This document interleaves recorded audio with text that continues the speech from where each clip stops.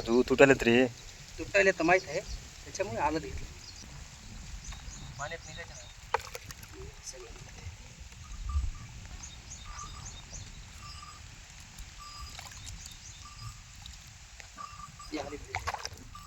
हे हळदीचं खोंब आहे आणि याला केसाळचं प्रमाण, जे पांढऱ्या शुभ्र मुळ्या आणि केसाळचं प्रमाण, हे आपण जे एस टी वापरलेलं आहे, हे जे एस टीचा वापर केलेला आहे, तर काय वाटतं नेमका? चांगली आहे मुळे आहे, एकदम जबरदस्त. एकदम जबरदस्त आहे.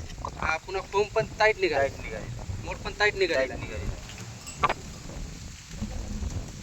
तर आज दिनांक आहे 10/7/2026.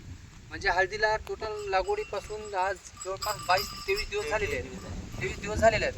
23 दिवसामध्ये हा फरक आहे. आमची हळद जवळपास 50% निघाली आणि तुमची हळद ही जवळपास 100% निघाली. आणि आता नाही, बोला बोला. काय तुम्हाला वाटते का एस टी नाही, STM प्रीमियम त्याचा वापर जरूर आम्ही आता वापरणार आहे. त्याला ड्रिचिंग वॉटर समजा सोडणार आहे समजा. तर जवळपास 50% तुमचा हां 50% आलेला आहे.